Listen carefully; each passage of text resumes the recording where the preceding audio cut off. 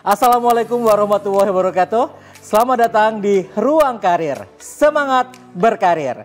Ruang Karir merupakan program kerjasama antara JTV, Daya 5 Rekrutmen, dan Disnaker Trans Provinsi Jawa Timur untuk membantu sobat karir mengambil keputusan karir yang tepat di masa mendatang.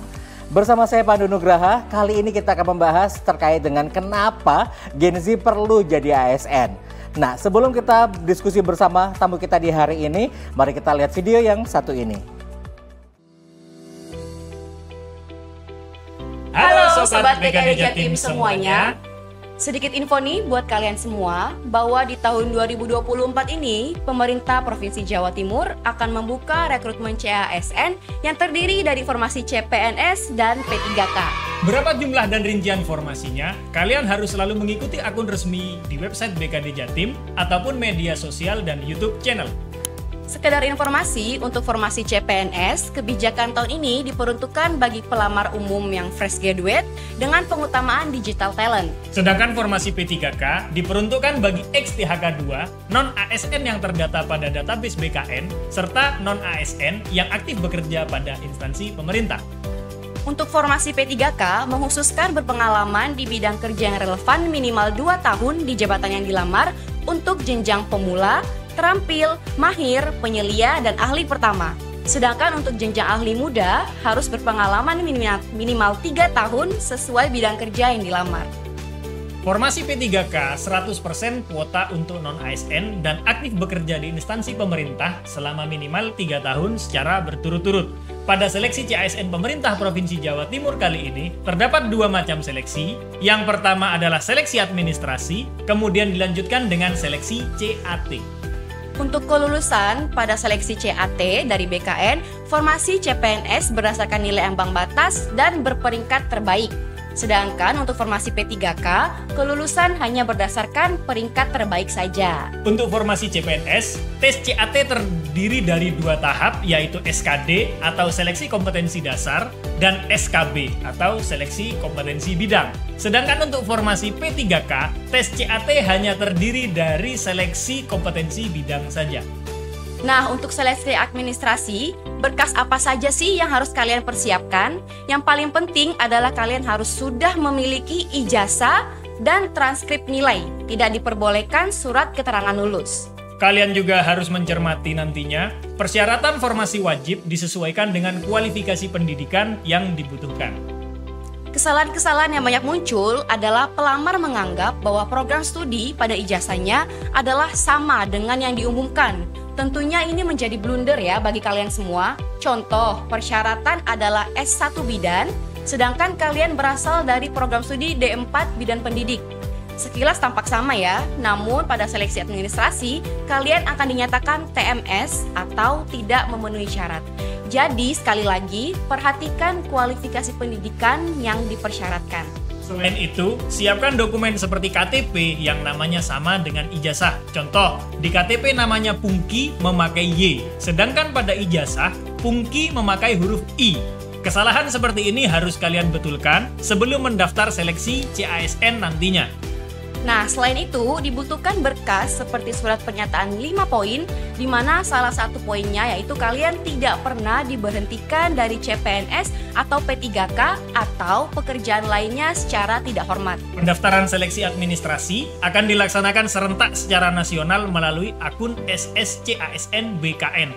Itu info sekilas yang bisa kami sampaikan sambil menunggu pengumuman resminya nanti. Kalian wajib mengikuti perkembangan informasi akun resmi di website BKD Jatim ataupun media sosial dan YouTube channel.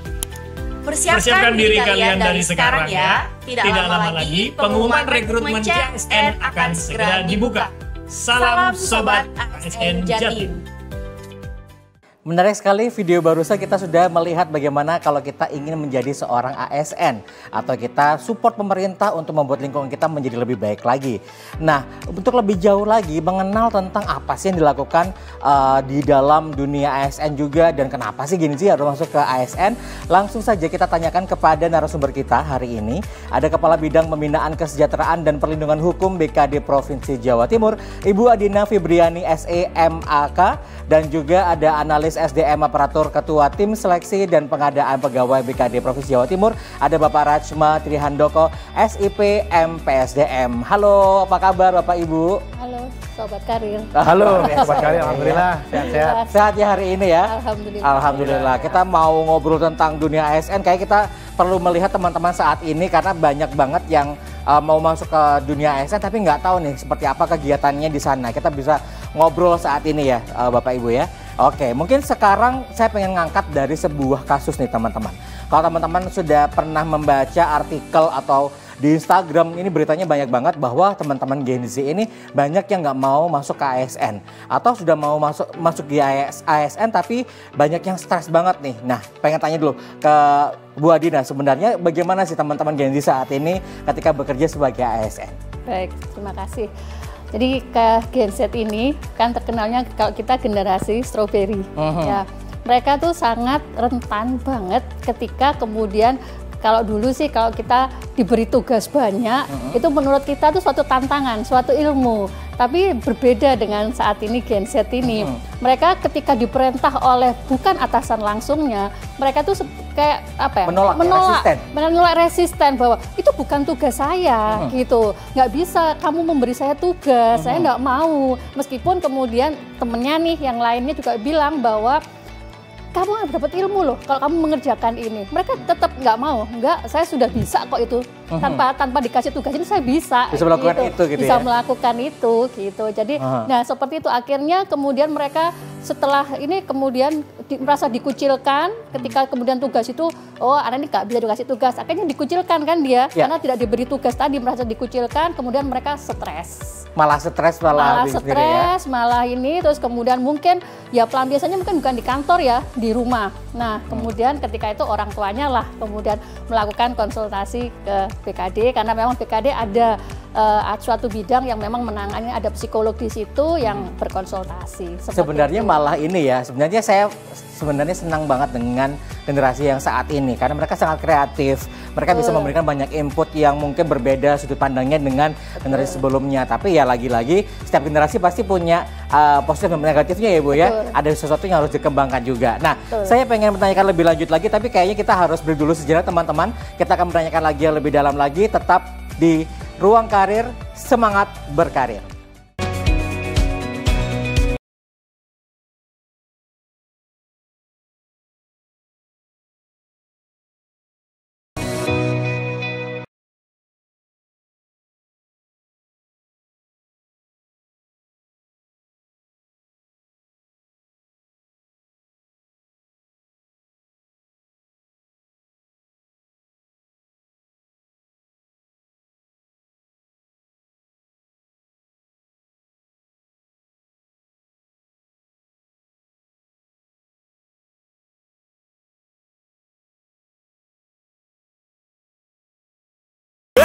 Indomie rawon pedas mercon, kuahnya ngadu, enak pol.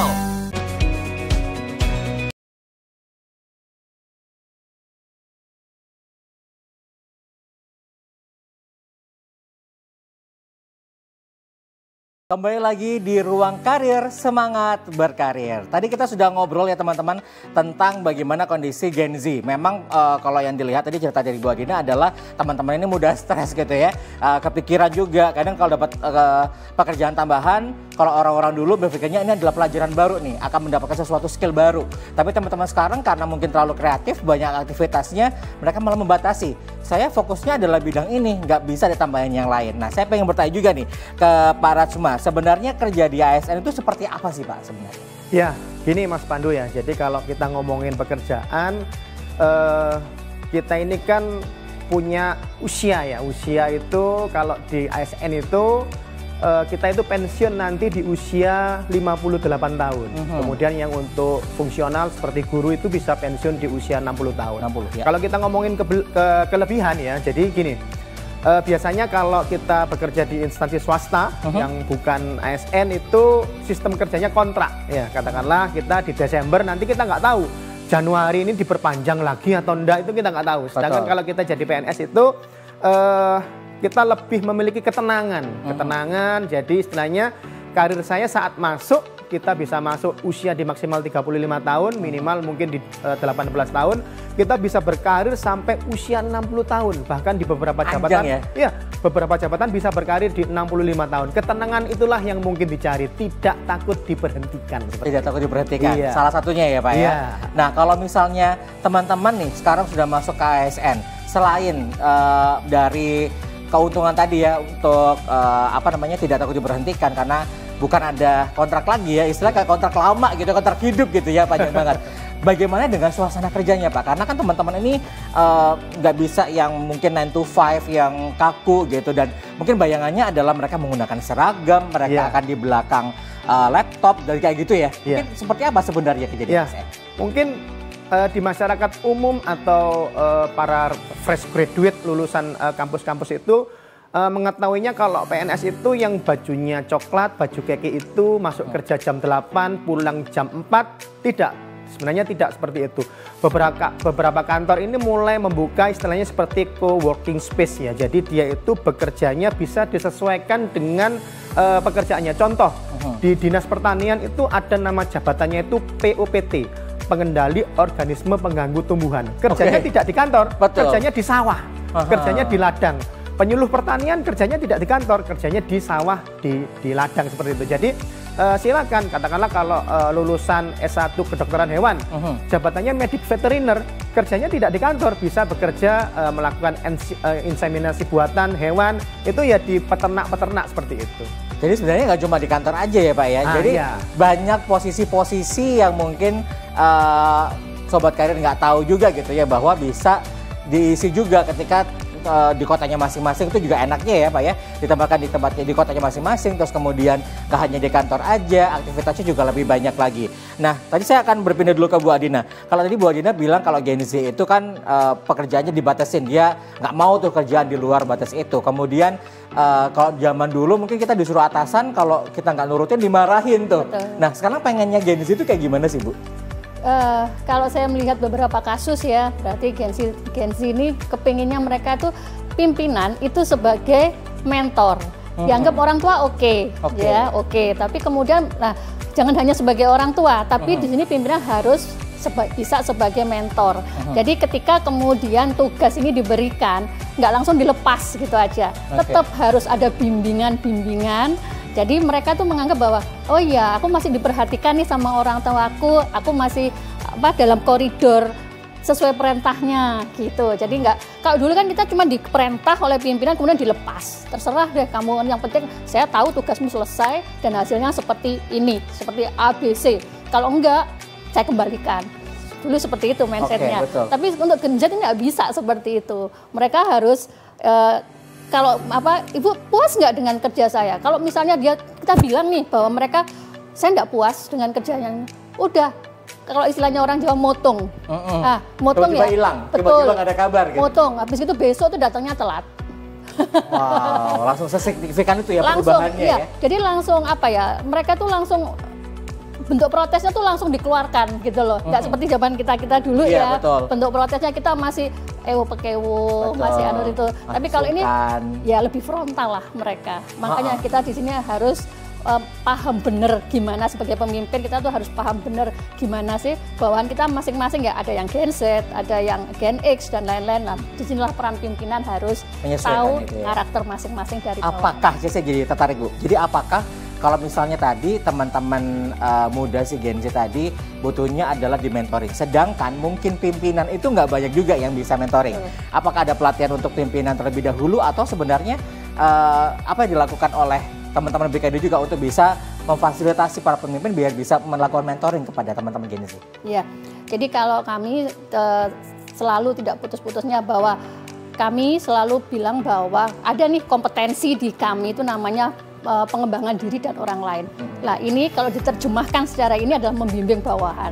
Nah ini dari hasil kami penilaian kompetensi selama ini itu pasti kurang di pemimpin-pemimpin dimanapun ya.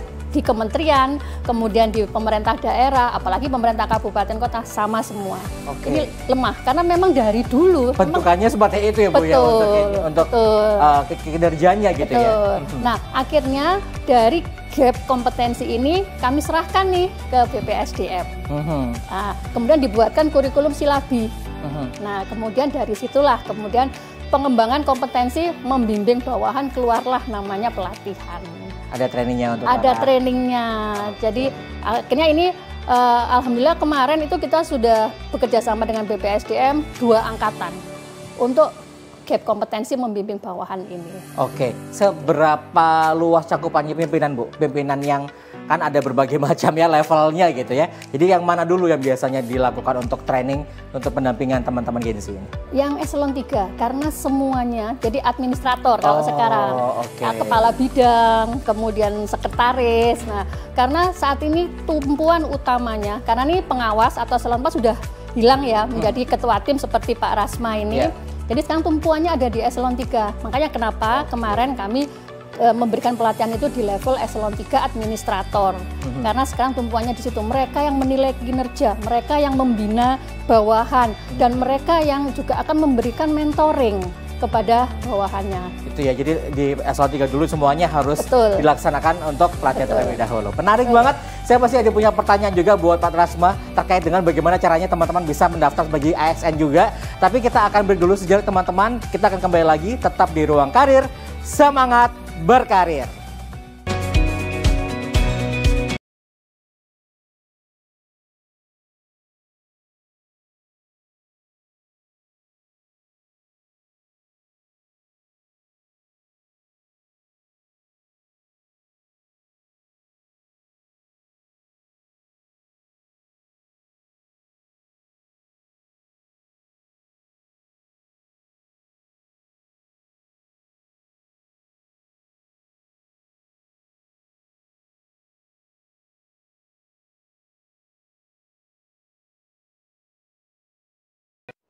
Masih di Ruang Karir, semangat berkarir. Ruang Karir merupakan program yang dibuat untuk membantu sobat karir mengambil keputusan karir di masa mendatang. Masih dengan Bu Adina dan juga Pak Rachma. Tadi saya mau menanyakan ke Pak Rachma nih, bagaimana Pak proses kalau misalnya teman-teman ini tertarik untuk mendaftar menjadi ASN? Ya, Mas Pandu gini ya, jadi yang paling penting itu sudah lulus ya. Sudah lulus yang paling penting ya. Jadi kalau belum lulus tentunya masih sekolah. Apakah saya masih sekolah? Bisa menjadi ASN atau mendaftar PNS? Tentunya belum bisa. Jadi contoh kalau sobat karir semua memiliki ijazah D3, D4, S1 atau bahkan S2 atau profesi, yang paling penting adalah sudah memiliki ijazah. Kalau surat keterangan lulus itu tidak bisa. Jadi ya harus seperti ini ya. Jadi harus memiliki ijazah yang sudah ditandatangani oleh kampusnya. Kalau masih surat keterangan lulus, katakanlah saya sudah lulus tapi belum wisuda, itu belum punya ijazah, itu tidak bisa. Jadi harus punya ijazah sesuai dengan jabatan yang akan dilamar seperti itu. Oh gitu. Ya. Jadi nanti kita melihat di jabatan tersebut jurusan apa aja gitu ya yang bisa melamar di situ. Dan pasti kan ada ijazahnya. Kalau SKL langsung di skip ya? Iya. Katakanlah saya lulusan hukum, S1 hukum, mau mendaftar di jabatan analis hukum, tapi saya masih punya surat keterangan lulus nih. Apakah bisa mendaftar? Itu belum bisa. Harus punya ijazah dulu. Selain itu apa lagi Pak yang perlu disiapkan untuk berkas? Jadi gini, ada beberapa orang itu yang ijazahnya itu biasanya namanya itu berbeda dengan KTP-nya. Jadi contoh nih, namanya Pungki, di KTP pakai Y, kemudian di ijazah pakai I, sama-sama Pungkinya, tapi nanti kemungkinan akan bermasalah di kemudian hari. Jadi saat sudah lulus, akan penetapan NIP, dia bisa jadi NIP-nya tidak keluar karena ijazahnya berbeda. Jadi antara dokumen kepegawaian dengan dokumen kependudukan itu harus sama. Nah, kalau mau persiapan mendaftar, samakan mulai saat sebelum mendaftar. Intinya seperti itu. Berarti harus ke Dispenduk Capil, berarti harus ngajuin dulu dalam prosesnya juga ya. Karena ini juga mungkin akan berpengaruh pada pensiun juga ya Pak ya. Betul. Bisa jadi nggak turun dong pensiunnya. Jadi kalau pensiun nanti berkasnya mulai dari akte kelahiran sampai dengan pangkat terakhir sampai dia pensiun, pengabdian itu harus sama, namanya harus sama. Muhammad satunya pakai U, satunya pakai O, itu juga bikin berbeda. Masalah. Ada M-nya 1, ada M-nya 2 gitu betul, ya. Itu akan berbeda juga. Baik. Tapi sebenarnya Pak, kalau tadi sudah kita tahu bahwa dia akan melamar gitu ya. Terus kemudian akan dinaikkan sesuai dengan jenjang mereka, S1 ada level apa dan sebagainya. Boleh kita tahu nggak Pak, teman-teman mungkin penasaran juga nih yang di rumah, sebenarnya kalau di ASN itu apa aja sih untuk jabatan-jabatannya gitu? Iya, jadi mungkin seperti gini Mas Pandus, di awal tadi kan saya bilang kalau tahunnya mereka yang bajunya coklat masuknya jam 8, pulangnya jam 4, enggak. Kita ada tenaga kesehatan, itu ada dokter, perawat, radiografer, perekam medis dan lain-lain. Tentunya kerjanya shift. Jadi kalau pasiennya itu sakitnya jam 11 malam, kita nggak boleh bilang, saya ini sudah jam 4 nih, sudah waktunya pulang, nggak boleh, nggak bisa ya. Jadi waktunya akhirnya kalau tenaga kesehatan waktunya shift. Ada juga jabatan guru, guru sesuai dengan jam mengajarnya mereka. Jadi bisa disesuaikan masuk jam 8, masuk jam 9. Karena jabatan-jabatan di ASN itu macam-macam. Contoh katakanlah kita ada di Dinas PU Bina Marga itu namanya juru jalan. Ya. Jadi kita punya jalan provinsi, apakah jalannya itu berlubang atau tidak, jalannya dalam kondisi baik atau tidak, itu ada namanya juru jalan, jabatan juru jalan. Kerjanya di lapangan. Ya, mereka juga PNS, mereka juga ASN seperti itu. Sama juga ya Pak iya. ya. Jadi kalau misalnya tadi saya adalah Pungki tadi ya yang daftar. Saya Pungki Y gitu ya. Tapi saya mendaftar kemudian saya lulus S1. Iya. Saya langsung jabatannya di level apa ya? Golongan. Jadi ya? kalau nanti SMA mendaftarnya golongannya 2A. Oh, 2A. Kalau D3 2C. Kalau S1 itu golongannya 3A. Kalau S2 golongannya 3B. Golongan paling rendah 1A, paling tinggi adalah golongan 4E. 4E gitu Iya, ya. Kalau kita nanti setiap tahun kan pasti biasanya kita nunggu kenaikan gaji ya, kenaikan jabatan. Kalau misalnya di ASN ada kenaikan golongan ya, itu akan ada kenaikan setiap berapa tahun sekali ya kira-kira? Kita namanya ada gaji berkala. Jadi setiap tahun kalau di PNS baik itu ASN P3K ataupun ASN PNS setiap 2 tahun kita akan naik gaji, namanya gaji berkala. Kemudian setiap 4 tahun kalau karirnya istilahnya kita tidak melakukan kesalahan-kesalahan, SKP kita baik, itu namanya kita mendapatkan istilahnya hak, mendapatkan penghargaan. Katakannya masukannya 3A, 4 tahun kemudian bisa 3B, 4 tahun kemudian bisa 3C, 4 tahun kemudian bisa 3D sampai dengan pangkat maksimal 4E. 4E gitu ya. Oke. Kalau misalnya dari Bu Adina nih, saya penasaran. Tadi kan sudah disebutkan dari golongannya dan juga cara untuk teman-teman daftar. Kalau dari teman-teman nih, kan ngomongin masalah kerjaan, ngomong gaji ya Bu ya. Cuan dong, kita pasti mikirin cuan ya kan. Sebenarnya berapa sih range-nya gajinya teman-teman ASN tuh? Ya, gini Mas Pandu, kalau gaji kan baik itu PNS maupun P3K, itu kan sudah ada PP-nya. Oke. Ada aturannya. Nah, itu kalau masalah gajinya. Tapi kan kembali lagi penghasilan. Berarti ada tunjangan lain-lain nih yang diberikan kepada ASN. Nah, untuk tunjangan dan lain-lain disesuaikan dengan APBD masing-masing pemerintah daerah. Oke. Jadi benernya kalau misalnya teman-teman masuk ke pemerintahan yang di pusat gitu ya, terus kemudian mereka dapatnya juga akan lebih gede daripada di daerah ya? Belum tentu juga. Belum tentu juga ya? Belum tentu juga.